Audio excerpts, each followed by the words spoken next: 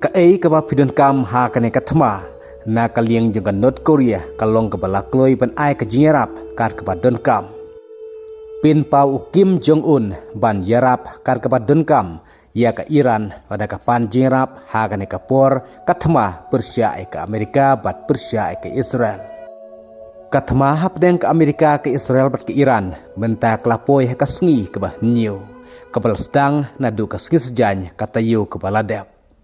Henry mentan nakaling juga North Korea haka jingelam jong Kim Jong Un ula penpau bahkan North Korea kalong kepala kloi ban ai kano ke jingerap ya ke Iran lada kapan haka no ke por lada kapan ya kano ke jingerap na kementa penyele Persia ya ke Amerika.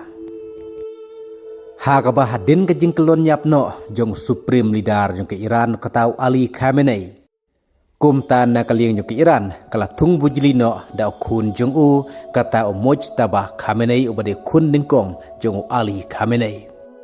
Henry na kaliang yung Presiden Donald Trump mula penpau ya ke jing bom sengau tenat bar ke jing bom mon ban sim bujili da kun ningkong Jong U kata da Mojtaba Khamenei hakajaka jong ukupa Jong U Ali Khamenei.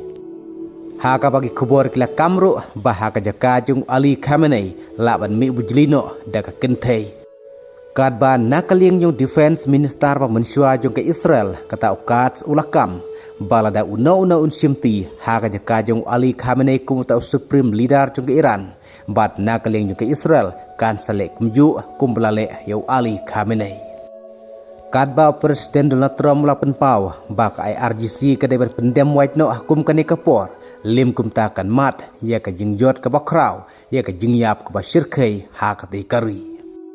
Haka bagi kubur kila kamru baka ne katma hapdeng ke Amerika ke Israel bat ke Iran ke laban ne palat hadu saw tayo.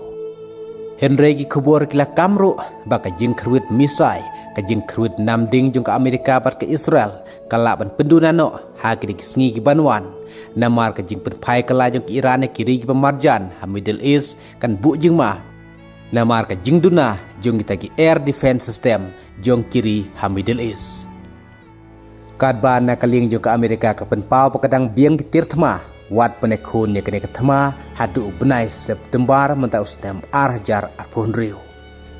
U presiden ula penpau ru da ke bakren ba menta kadai kepor ya ke sipa jong ke Iran ban pendem wajno. Lim gupta om doni ei nang ne syakmat ndrei kmat satang ya ke jingyap. Henry Kempoi siya kano kotong banele Persia ya ke Amerika.